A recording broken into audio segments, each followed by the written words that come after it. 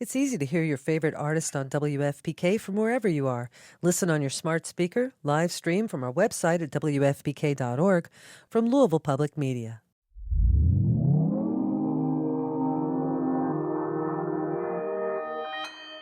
Consequence Podcast Network.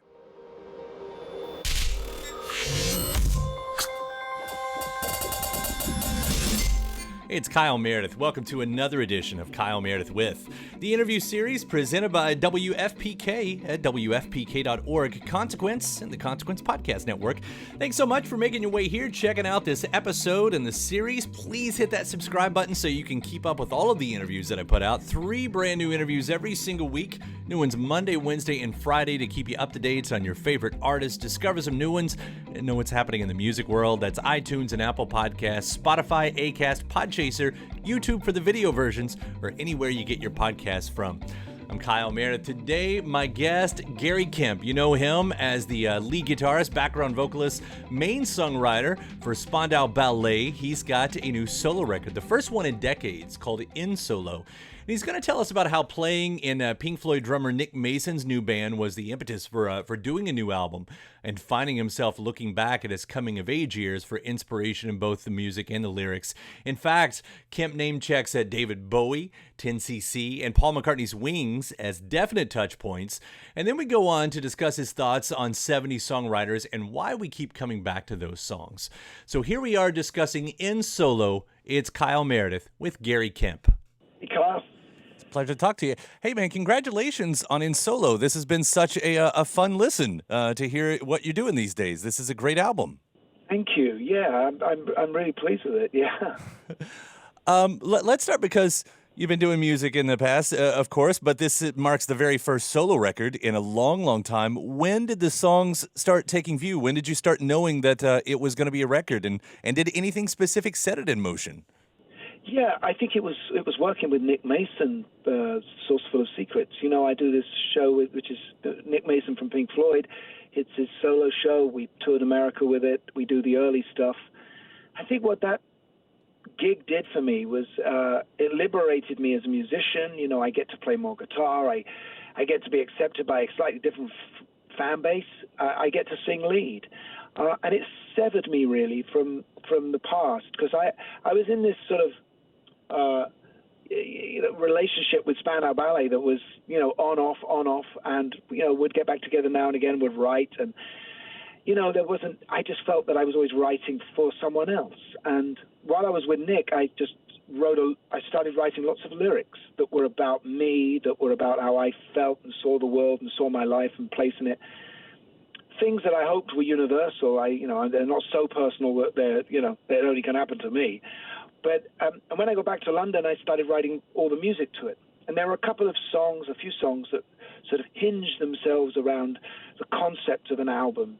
That this was a guy who's 60 years of age, and he's not as strong as he used to be. He's not as powerful, as fast of foot, as sharp of eye.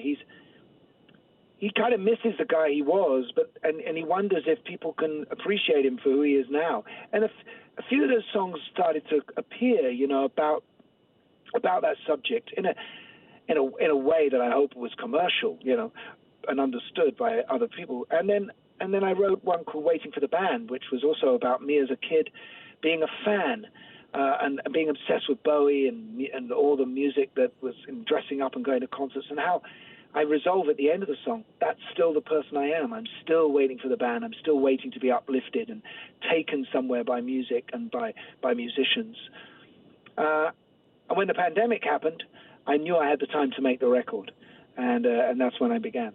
I really do love that song, "Waiting for the Band," too. First, that you're just vocalizing this need that we have as music obsessives. I mean, that drug that we're always seeking.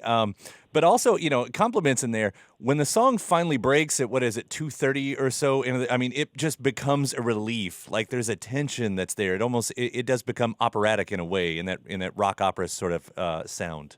Yeah, one of the bands that I've been playing recently is Old 10cc, and I like the way that they would gear shift all over the place. Songs like "I'm Mandy" or "Art for Art's Sake," and I felt, and even Wings, early Wings used to do that. And I felt that I could I could take the mood somewhere different. I wanted to walk myself into the Hammersmith Odeon Auditorium in 1973, and I wanted to walk him up to the stage, and I'm going to see the band Bowie come on stage. And then they're blown away like ghosts. And then I found these interviews of kids outside a Bowie show in 1978 being interviewed. So I took some of the lines that they've been saying and I cut them up and I put them under the music, and they sort of bubble up like ghosts. So it was a homage to being a fan and to music and what it's given us. And I didn't want to make it specifically about Bowie. I wanted it to be about all the groups that I loved and grew up with in the 70s.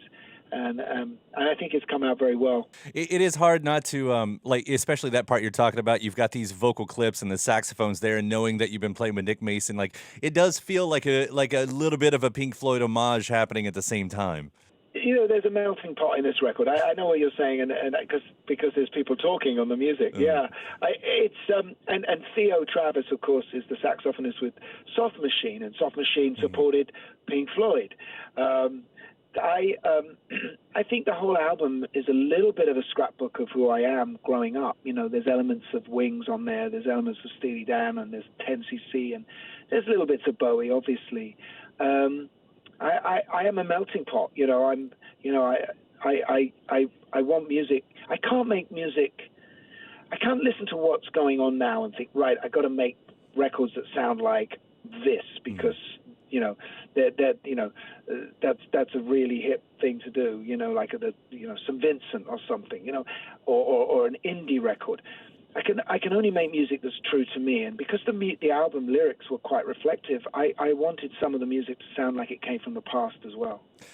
Especially, drawing references from a lot of the artists that you're talking about, especially in the 70s, and I get it to a point that's, a very important time in your own life, but there's something just extra special about the music that did happen in that decade. I don't know if you can pinpoint it about what keeps drawing us back to those artists. What, besides your own nostalgia, what is it about that songwriting?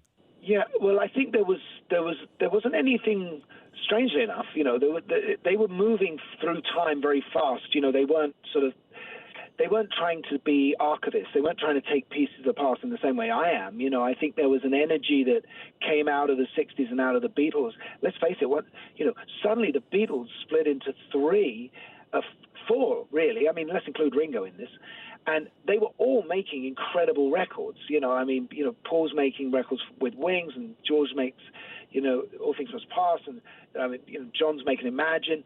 So there was spilling out into influencing so much. There was the Bowie scene with that was also going on, glam rock. I think there was a lot of musicians who wanted to claim that decade. And there was a maturity at the same time, that they were in control artistically, unlike the 60s that was a little bit more dominated by management and A&R. So it's partly my age, I'm sure. I was a teenager then. I absolutely, if you speak to someone 10 years younger than me, they'll tell you the 80s was the time.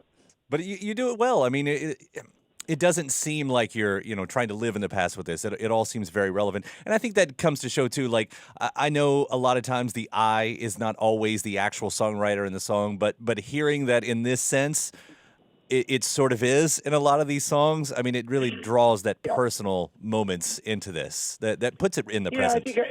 I think I slightly exaggerate sometimes, and there's a song called "A Rumor of You," and it's done in the first person singular, and you're not quite sure if this. So my truth in it is, yes, when I first split up with my wife, my first wife, back in the 90s, there was an incredible desire to get back together again, and I'd hear rumors that she was interested, and would she like to meet me? But then I decided to take that idea and really push it somewhere and leave the listener thinking, does this guy actually even know this woman?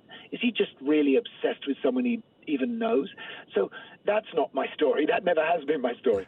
But I think it became the kind of story I wanted to tell. So there's elements of truth in everything. And even if I'm singing about he or she in another song, if I'm not giving them some of my own experiences, then I'm really not doing them justice. So I think I'm at the age now, I've had enough experiences in my life, good and bad, that I can incorporate them into my songwriting, and I try not to make anything up anymore. You do it well, Gary. And again, congratulations on INSOLO. This has been such a really fun listen. I should also say quickly, you've turned me on to the artwork of Edward Hopper on this. I got to check out more of that. So Cool. thanks so much for doing what you do. And it was a pleasure talking to you. Thanks for having me on. All right, take care. Bye. Cheers. All the best. My thanks to Gary Kemp. Again, the new album is called INSOLO. Thanks to you for checking out the episode. Hit that subscribe button before you get out of here so you can keep up with all the interviews that we put out every single week. New ones every Monday, Wednesday, and Friday at iTunes and Apple Podcasts, Spotify, Acast, Podchaser, YouTube for the video versions, or again, anywhere you get your podcasts from. After that, head over to WFPK.org, where I do a show Monday through Friday, 6 p.m. Eastern, an hour full of song premieres, music news, anniversary spins, bonus interviews, Monday through Friday, 6 p.m. Eastern at WFPK.org. Consequence has your music and film news. You can also find me on the social media spots, including Instagram, Twitter, and Facebook, all of them at Kyle Meredith. I do hope you like and follow along. That does it for another edition. I'm Kyle Meredith. I'll see you next time.